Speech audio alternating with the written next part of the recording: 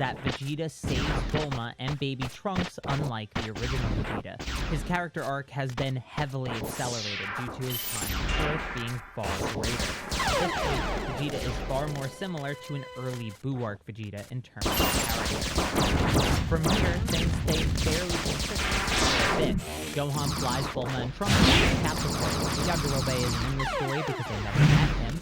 Zero manages to release the androids before the rest of the Z fighters can find him. Android 17 and 18 kill Zero and release Android 16. Android 18 bodies Vegeta. Android 17 bodies everybody that isn't killing. Goku is out for the count and getting medicine to recover. Bulma tells Trunks about the second time machine. Goku gets moved to Kame House, and that lands us right at the point where Ginger Town is attacked. Kami can sense the disturbance in the world and sees what's going on in Ginger Town. He tells the Z-Fighters to bring Goku to look out where he will be better than everyone makes their way to the lookout except for Vegeta and Trunks. Vegeta wanders off because of his loss of Android 18, and Trunks follows him to make sure he doesn't do anything too rash. While Cell is running around eating cities, Kami is helpless and can't send anyone there to fight him as he only grows stronger by the moment. Around the time the androids check Kame House for him, Goku wakes up on the lookout and looks onto the world below. He knows what they have to do to win this fight. Goku tells Goku to take him to Vegeta. They need to suppress their power to remain undetected on the lookout to buy as much time as possible. Goku has the same conversation he had with Vegeta in the original story, except he doesn't mention the Room of Spirit and Time because he doesn't know it exists yet. However, he offers Vegeta the option to train together to discover the path beyond Super Saiyan. Vegeta agrees that the Super Saiyan wall will require effort to overcome. Vegeta and Trunks get on Bulma's ship, they go back to the lookout. Once there, they tell Kami of their plan, but they need to buy time, and they need to find out what the monster-killing cities actually wants. Broly looks back at Goku and says he'll figure it out. Goku says he won't survive something that rash, but Broly tells him not to worry.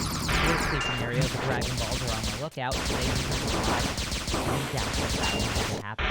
Broly knows that he's the only Saiyan that can turn Super Saiyan as well, so right now his job is to buy time for them to break through the Super Saiyan wall. Before he leaves, he tells Kami to keep a telepathic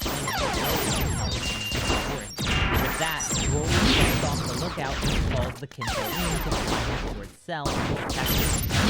Broly arrives in the city under siege by Cell, and he immediately blasts Cell in the back. The person he was holding is dropped and scurries away.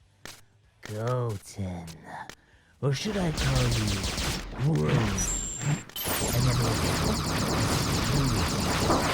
Broly is shocked to hear both of his names said by the monstrous Cell, and he asks Cell what he's planning to do. Cell just laughs and powers up. Instantly, Broly can sense the power of Goku, Vegeta, Frieza, King Cold, and even himself. What is going on here? That should make you even more confused. All you need to know is time to talk to the greatest creation. Broly realizes he's talking about Dr. Gero. Those androids are nothing.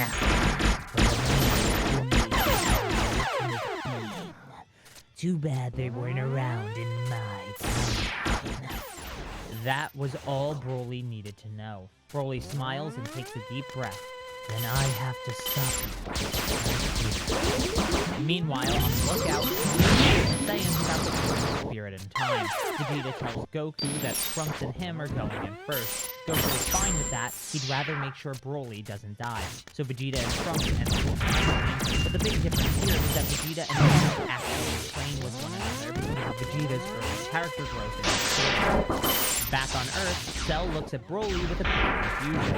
He just shows the power he's acquired, and he really thinks he stands a chance here. This must be a joke. As Cell's thoughts race the possibility, Broly's power begins to accelerate. First in body form, then the Kaioken 5. This was all known to Cell. A 5 times Kaioken was expected and was still weaker than Cell himself, so what was Broly planning? Cell gets ready to attack, but he notices that Broly isn't fighting yet. It might kill me, but this is my best chance. With one further push, Broly raises the multiplier of the Kaioken 3 times. Broly obtained this power from his body growing stronger after losing the androids and recovering.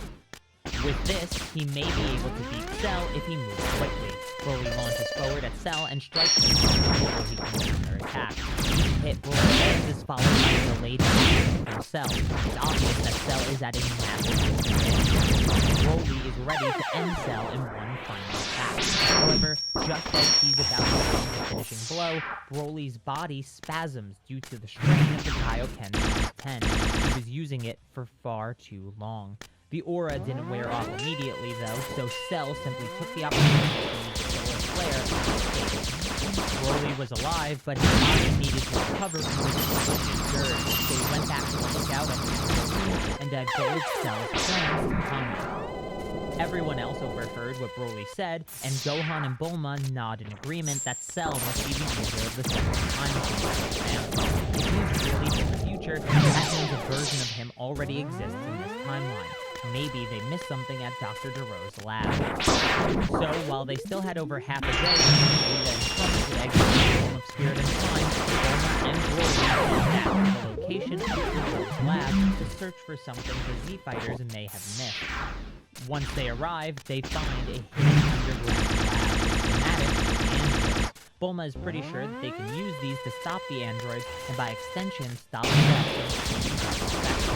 However, the key would be finding something in the schematics to stop the androids, and fighting the androids before Cell does as well. This was not a task by any means, since the androids were randomly looking for Goku, and Cell was looking for the android, following the trail of destruction while they do whatever they want to get whatever they want. Though notably, they avoid killing most of the things. Mostly they focused on healing rather than actually attacking the Cell was able to follow this spree of crime and eventually ran into them. The androids that would make him perfect. Broly and Goku sent Cell powering up, but they knew they were no match for him now that he had Goku went back to the time chamber in hopes that Vegeta will exit sooner. It shouldn't take him this long to overcome the Super Saiyan wall with something in their wrist. As Goku thinks this, Cell gets a drastic power-up. He's absorbed Android 17. Luckily, Ten Shinhan senses it as well and flies over to Cell's key as quickly as he can. Once he arrives, he can see Android 16 holding Cell back from Android 18, but his grip is failing. Ten Shinhan can see that Android 16 is actively working against Cell, so he feels bad, but he has no choice. A powerful Shin-Kikoho is shot by Ten Shinhan, and it breaks away Android 16 while pushing Cell into the Earth itself. Ten Shinhan knew his power couldn't last, and Android 18 would need to run and hide from or so he thought. That's when the incredibly powerful being play. It was Trunks. The two have exited time ready to face Cell after finding out that Goku and the others. Things realigned outside Goku getting hurt. Unfortunately, Shinhan was as well due to overexertion and spamming the Shin-Kikoho. But with the Dragon Balls, they can bring him back. Unfortunately, Vegeta's early character growth doesn't include his arrogance, as even in the early Buu arc, he constantly underestimates not only the movements of Babidi, but also Buu himself. This allows Cell to become perfect just as he did originally, and despite the strengths being a bit stronger than they were in the original story, they just stand no chance against him. This, of course, leads to the announcement of the Cell games, and with that, a 10-day wait to train in the Room of Spirit and Time, or to relax with light training in the case of Gohan and Goku. Once they exit, Broly has decided to enter next. Then Vegeta and Trunks would share their last time in the time chamber together. Vegeta stops that Broly's going in since he has no Trunks master, so he's wasting a slot. But Goku disagrees. Broly is the reason they've won their last two major fights. If anyone has the potential for greatness, it's Broly. And maybe one other person. Intentionally being vague, Goku needs to look out for He doesn't ask Carl about Cell, nor does he check on Cell himself. He has a feeling he might not be enough, but he has two backup plans just in case. So, the final 9 days pass and everyone arrives at the arena. Notably, Vegeta and Trunks learned so Super Saiyan rather than pushing their bodies beyond their limits. This means they are also Super Saiyan 4 when they arrive at the arena. Broly was unable to access Super Saiyan still, so he focused on mastering the Akari form further and increasing his ability to maintain higher multipliers of Kaioken on top of it. While he was stronger than before, it was clear the order of power for the Blood Saiyans was Goku, Vegeta, and Broly. Goku, Vegeta, and even Trunks were all close to one another, but Gohan was a bit different. It seemed like there was more power within him than he was acting. Once again, the first to enter the arena after Mr. Satan is Goku. After warming up, Cell and Goku power up to full, but it's clear right away that this Cell isn't. Remember, he has Broly's DNA as well. With Broly's DNA and no physical extremity like the head bump that our protagonist Broly has to hold his dormant power back, Cell's speed was monstrous, to the point that Goku couldn't even remotely keep up. Cell thinks to himself that this isn't fun at all, and he decides to quickly, but not with the Cell charges a Kamehameha at an unconscious Goku, powerful enough to kill him and angled high enough not to destroy the planet so he could continue with Cell's plan. Gohan screams for Cell to stop and Broly charges with a body form and a Kaioken times 20 on top of it. It doesn't matter though, Cell is just too fast and his blast hits Broly puts his hands on his head to shrug his powerlessness, while Gohan screams with tears rolling from his eyes. Both snap and awaken a dormant power within themselves. Broly turns into a Super Saiyan while in the Ikari form, the same form he used in the Dragon Ball Broly movie, and Gohan enters their rage and power is undeniable. Together, they toss around Cell with ease. Eventually, he spits up Android 18 because of a punch from Gohan, and then he spits up Android 17 Cell is in turtle once again, so Broly and Gohan combine their Kamehamehas to finish off Cell once and for all. The battle and the day are won, but Broly is still raging out with no control over his newly acquired form. Gohan tries to console Broly, but he can't break through him, so he has no choice. Gohan falls over to Vegeta to help him. Then, with them as a distraction, he hits Broly in the head to knock him out. Luckily, Gohan hit Broly's head bump, which knocked Broly out of the form, then out of consciousness as well. They carry Broly, and all of them head for the lookout, where they revive the Goku as well, as always happens, but this time it sticks for over 7 years. So, there's time for training, growing, and learning before the Goulart. After Goku's death at the hands of Cell, Gohan and Broly have found powers within themselves that they never knew existed. However, both would need to train if they were ever going to control the emotional instability that comes with them. This was much easier for Gohan to do than Broly, and even after 7 years, Broly's rage seemed a detriment to using the form, so he put it to the side for now. With the world at peace and the new Tenkaichi Budokai on the horizon, Broly, Goku, and Gohan are excited to give it their all. They've got to ready to rise. However, we know that isn't how things play out here. Before we get into that, though, make sure you hit that like and subscribe button if you want more Dragon Ball content. And while you're at it, follow me on Twitch for live streams every single weekend. It's been 7 years since the fated battle against Cell, and in that time, Goku's second child, Goku, was born.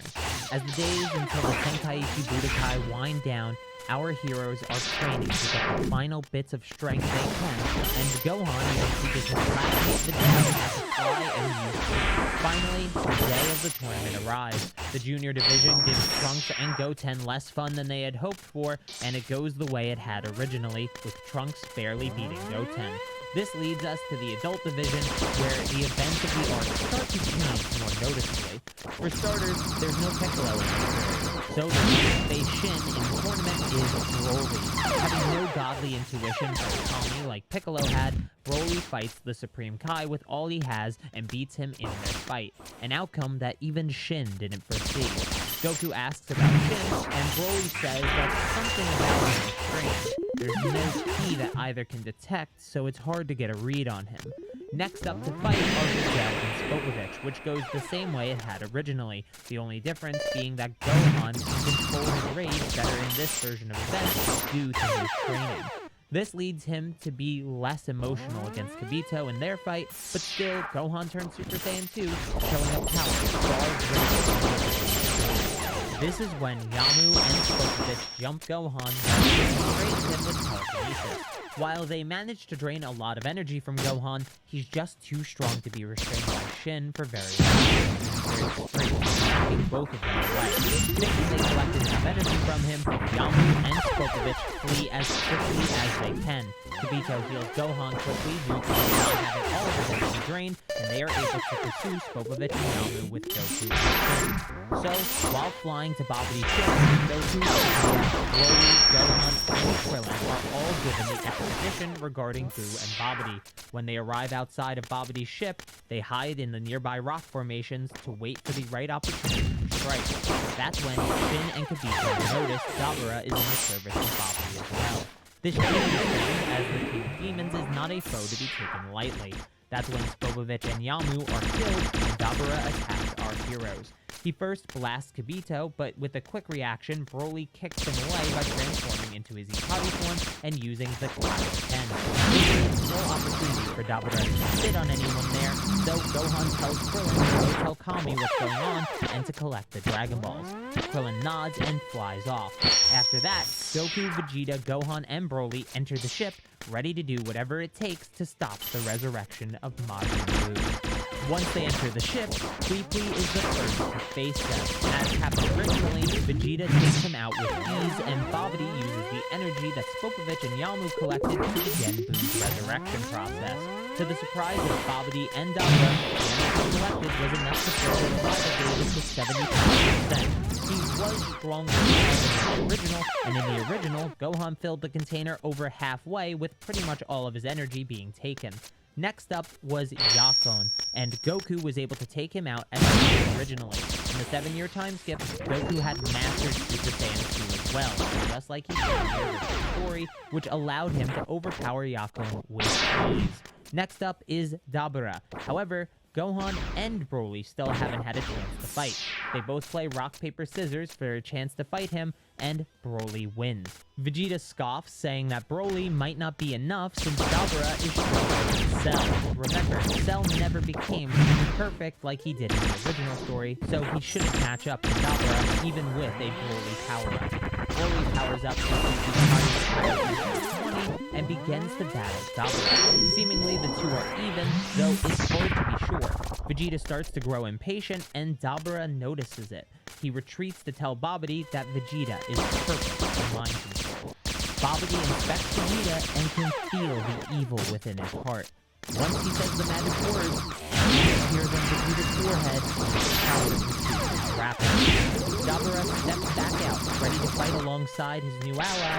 As he does, Vegeta charges forward and blasts Dabura along with the entire ship to pieces. Remember, Vegeta's character development has been accelerated in this version of events, so he wouldn't let himself be controlled by Babidi. As was even pointed out in the original story, Vegeta has the power to overcome the mind control, and this Vegeta is stronger due to Goku being on Earth for the 7 years. With the ship in pieces, it seems like the day was won, but Babidi had protected himself with a force field at the last minute. Supreme Kai walks over to Babidi, ready to finish him once and for all, but then a blast hits him in the back, knocking out the Kai. It seems that the fight with Dabura let off enough energy for Boo's resurrection to reach 90% completion, and the explosion of Vegeta's blast set the monster free early, just as Shin feared it might. In short, Boo is now out, and the only thing standing between him and the Earth are 4 Saiyans. Babidi laughs maniacally, but at 90%, could Boo really be able to take out all 4 of our heroes? Even at 90% resurrection, Boo was extremely formidable. His regeneration was still extremely tricky, and his energy seemed to keep rising the longer he was out. They needed to take him out in one attack. So, Vegeta charged up to full power, now fully being able to use the power that Babidi unlocked for him. Gohan utilized his rage with Super Saiyan 2, Broly pushed himself to a Kaioken times 30, and Goku revealed the form he had been working on in secret for years, Super Saiyan 3. Arguably, any one of these individuals could kill Buu, but combined, they were guaranteed to do it. Combining their most powerful attack, Buu was eradicated from the face of the earth once and for all. And then, Babidi follows quickly after. Broly quickly ran over to the fainted Supreme Kai, and they take him to Kami's tower to get a Senzu. Once healed, they fly up to Kami's lookout, where they use a wish to revive all good people killed by Babidi and his minions, including Kibito. As an act of gratitude, Shin asked if any of them would like to train under his watch, and with the most powerful weapon in the universe, the Z-Sword. Goku tells them that Chi-Chi probably wouldn't let him do that since he promised to get a job, Gohan has schoolwork to do, and Vegeta just doesn't care about what they have to offer. But Broly has no ties to Earth outside of the people he's with right now, so Goku says he should take this opportunity, and Broly agrees. So, for the next 4 years, they go their separate ways. Broly trains with the Z-Sword and eventually breaks it because Shin tries to test it with Kachin like he did in the future timeline of the main series. Goku starts farming, but continues to train alongside Goten and Gohan. Gohan gets married, and all seems well on Earth until the day of Bulma's birthday. On this day, the god of destruction, Beerus, began his search for the Super Saiyan God after finally remembering his name. This search begins when Whis looks into his staff and sees that most Saiyans are on Earth currently, but one in particular is currently in the realm of the Kaioshin. Obviously, a Saiyan in a godly realm would be the most likely candidate to be the Super Saiyan God, so Beerus tells Whis to pack a Bento box so they can begin the long journey to the realm of the Kaioshin. It takes them well over an hour to travel to this holy realm outside the universe, but their arrival is expected as they're greeted by none other than the Elder Kai. Beerus snarls at the Kai, asking how he broke out of the sword that he trapped him in millions of years ago. Shin comes forward and apologizes for freeing him, as it was entirely an accident, since they thought the sword was a holy weapon of great power. Beerus tells Whis to make sure that next time they need a sword that is far stronger than the one they used for him. Whis asks if he'd like one right now, but Beerus says he'll let the Kai be free for the moment. Elder Kai lets out a sigh of relief, but Shin asks what brings Beerus to their realm if not the Elder Kai. Beerus looks past the two Kais and says that the Saiyans staying back there is what interests him most. Broly runs over and bows to Beerus, but Beerus pulls his face and asks if Broly knows anything called the Super Saiyan God. Broly says that he doesn't, but he does know about the Super Saiyans. Beerus then proceeds to inspect Broly and says that he doesn't seem powerful enough to contend with Frieza as he was told by Whis. Obviously, Broly is just suppressed in his base form right now, but that doesn't stop Beerus from thinking he knows Broly's limits.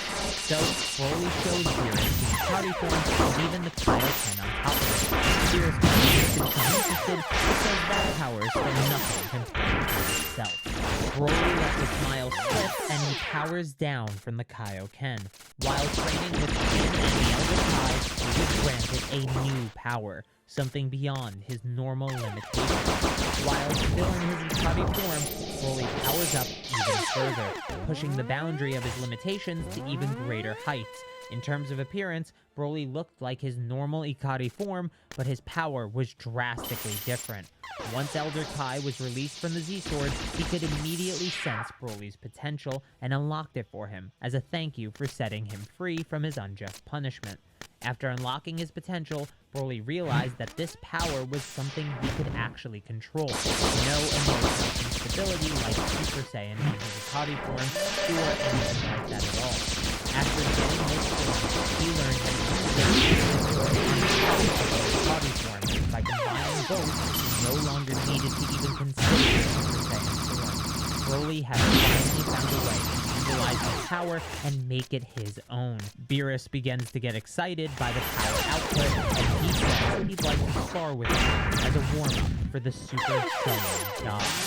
While the fight in the realm of the Kaioshin takes place, Goku, Gohan, and Vegeta sense the power spike back on Earth.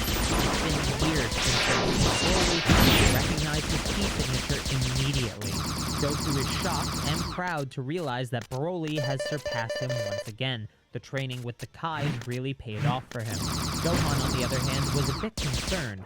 If Broly was forced to use that much power on an enemy, how strong could that foe be? Goku tells him not to worry about it, and they return to the party. Back in the realm of the Kaioshin, Broly had managed to at the very least force Beerus to block, but it wasn't enough. Beerus chops him on the back of the neck and leaves him unconscious before heading. Kibito runs over to heal Broly after Beerus leaves, and Broly asks if there's anything they can do to save Earth, or at the very least find out what the Super Saiyan God is. Elder Kai says he'll search the universe using his crystal ball for any info. Broly says he's going to train until they have something to work with. Back on Earth, Beerus has arrived and is enjoying the party. Vegeta is terrified by his presence and is doing his best to keep him pleased as the party continues. Vegeta tells Gohan to make sure that Goku doesn't find out who Beerus is, or he'll learn to fight him. That won't end well for anyone. Before Gohan can stop him, though, Beerus asks Goku if he knows about the Super Saiyan God. Goku says he knows about Super Saiyan, but nothing about it. Beerus asks if he's the Super Saiyan that he's heard so much about, and Goku transforms. Instantly, Vegeta and Gohan are on edge, but it's too late. Beerus was itching for another fight. He begins to go after Goku, and the two spar above the ocean. Beerus remarks that the Saiyans have come a long way in the 39 years, but still, the other Saiyans are far stronger. This annoys Goku a little bit, and he transforms into Super Saiyan 3. Beerus smiles at the noticeable power increase, and the two continue their battle. But it's clear that Beerus has an overwhelming advantage. It seems like Beerus is about to destroy Goku once and for all, but then Broly is back on Earth thanks to the Kai. It seems to Beerus that he's found a Super Saiyan God, or at least how to create one. After searching the universe with the crystal ball, the Super Saiyan God was discovered to come from a ritual requiring 5 Saiyans with pure hearts pouring their power into another. So now it was time to decide who would become the Super Saiyan God. At first they thought Broly would be perfect, but it got a that Saiyan has a natural instability that won't allow him to do something like God. You see some merit in this ritual, though. Please, keep following another Saiyan.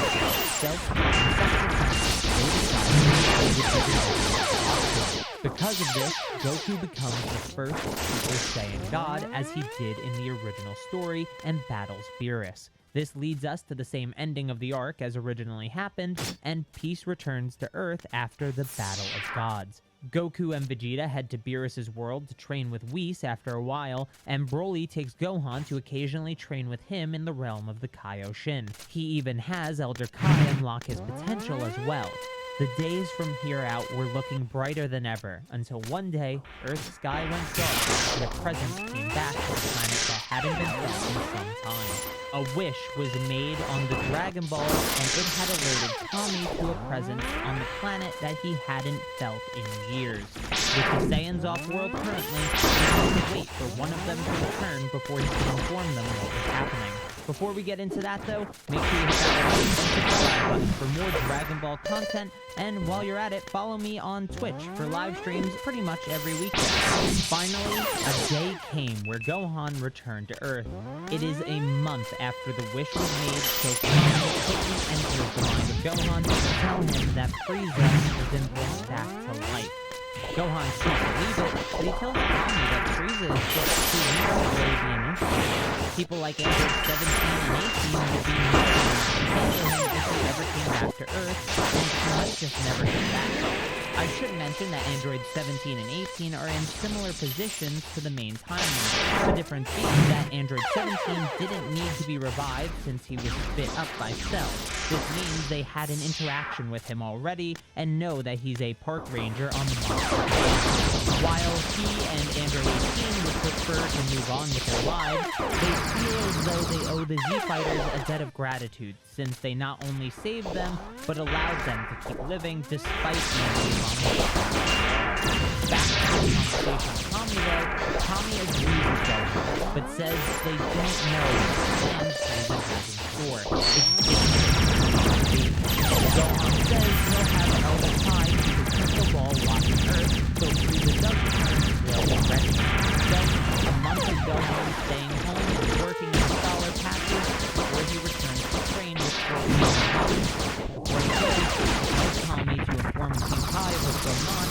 should be able to contact Goku and Vegeta to tell them as well. So, Kami did just that. King Kai tells Goku and Vegeta about Frieza's revival, and Vegeta is visibly angry. But he also thinks Frieza's just too weak to get worked up about. Before closing the telepathic link, King Kai tells the two that if Frieza does return to Earth, Gohan and Broly will return right away, so it shouldn't be an issue. Vegeta says whatever, and both return to their training for the next 2 months. Until the fated day arrives, Frieza is coming to Earth. Jaco warns Bulma of Frieza's return an hour before it happens. Luckily, Kami is ever vigilant and uses his godly vision to see and hear their conversation. He uses telepathy to talk to Bulma and tells her he knew this was coming. The Z-Fighters have been preparing for this just in case, though 1,000 soldiers were unexpected. Goten and Trunks might need to participate as well if they were to have a reasonable chance. Bulma immediately refuses him though. When the Saiyans came to Earth, Gohan was treated as a last line of defense rather than showing up immediately, so they will treat Goten and Trunks the exact same way. Kami apologizes for being too rash and says he'll begin contacting the other Z-Fighters for now.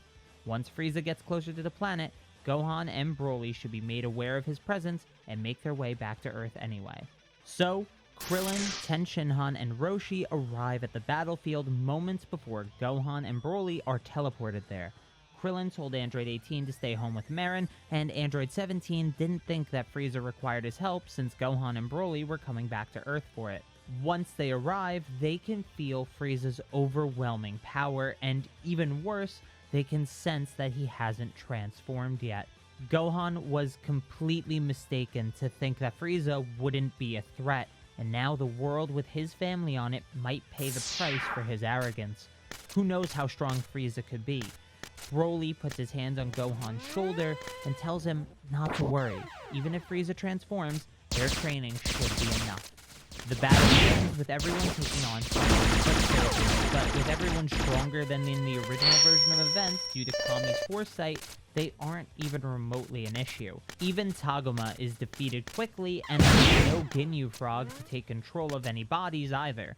This leaves us with the main event himself, the Emperor of the Universe, Frieza. Frieza makes his way down to the ground, asking who he should kill first.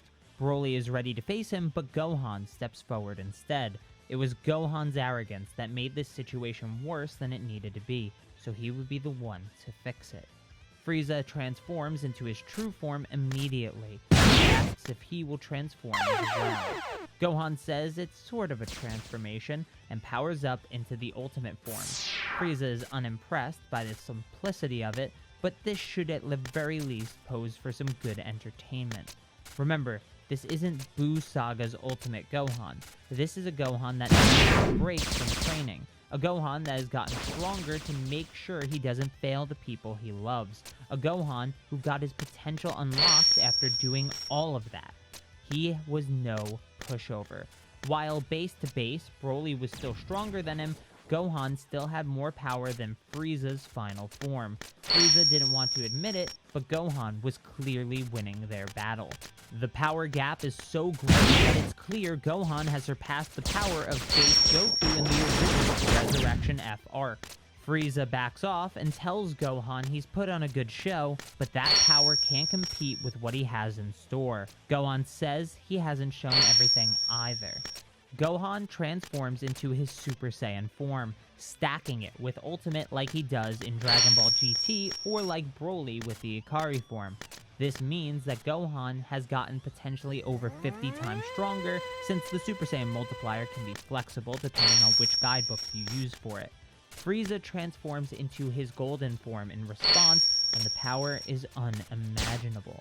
Gohan can tell right away he's heavily outclassed. Frieza begins to attack Gohan with everything he has. The young Saiyan is trying his hardest just to fight back, but nothing seems to be working. Broly tries to tell Gohan to back off and let him take care of it, but Gohan can't get away from Frieza, and Frieza won't let Broly get closer.